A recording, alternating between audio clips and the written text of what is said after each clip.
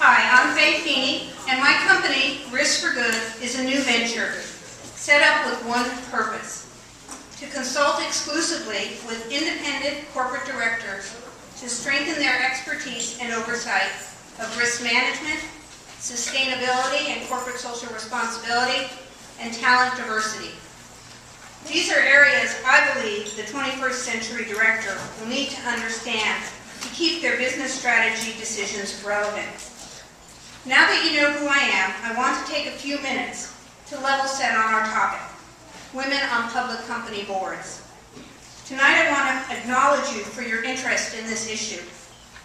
In 2010, where we discussed sex, drugs, and rock and roll openly, we continue to have a challenge speaking with transparency about who gets rewarded with money, power, and public company board appointments. That will not be the case tonight. Our economic growth ability to innovate and our ability to re-energize our uniquely American values needs us to stop blaming business and shift our focus to talking about adapting to a changing world. A return to a prosperous future is severely impacted when the discussion is constrained by a system that requires sameness. Let me speak briefly about women's talent and how it fits into my definition of diversity. We are a part of a group I like to call non-traditional candidates, which is a broader concept that goes beyond race, ethnic background, sexual orientation, and gender diversity. The National Association of Corporate Directors frames diversity as personal characteristics that are considered along with professional characteristics. I see it simply as being open to bringing a new perspective to board appointments with one goal: ensuring that the discussion and strategies do not fall victim to groupthink. As executives and business leaders, we need to reset our thinking to this new reality. It will take the leadership of executives who are committed to collaboration and cooperation to keep our economy going. These are areas where I believe we as women excel. Tonight we will look at women on public company boards from a perspective of the past, the present, and the future.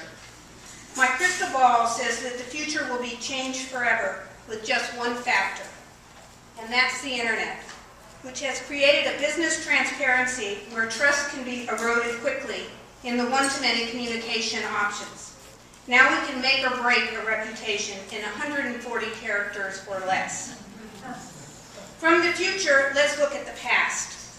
The earliest mention of a U.S. woman on a corporate board is Marjorie Merriweather Post. Her father's death in 1914 left the 27-year-old heiress the owner of a rapidly growing Post cereal company.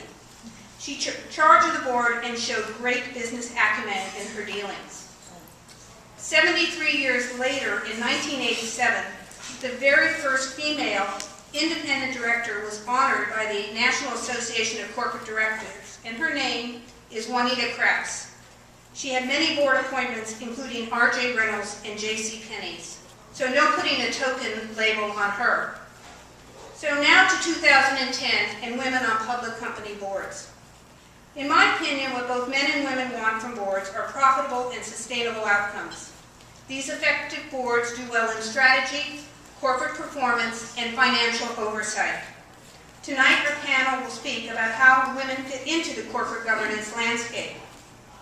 2009 statistics show that women are approximately 50% of the labor pool and exercise influence over 70% of household spending in the U.S.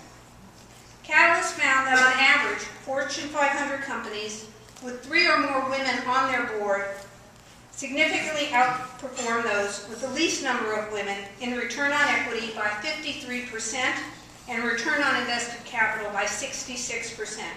Now, of course, numerous factors exist for these spectacular results beyond 3 or more women.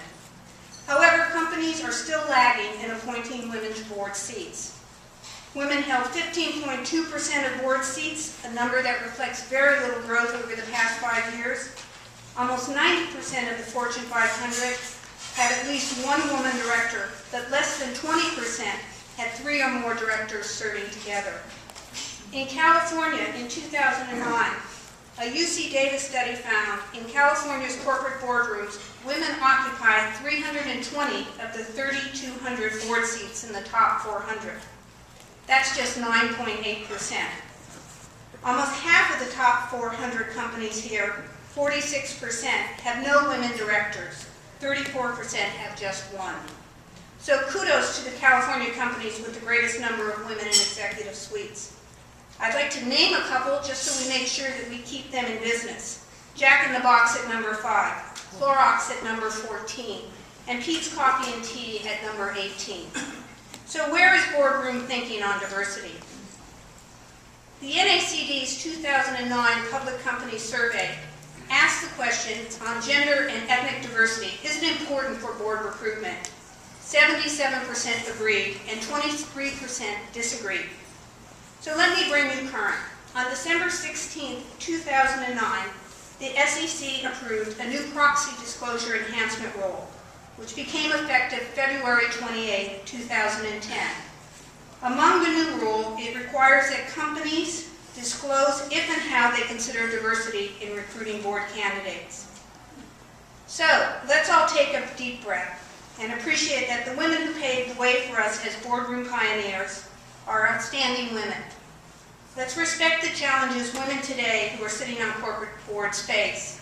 And let's enjoy our panel of experts as we envision a future boardroom that profits from a diverse, talented pool.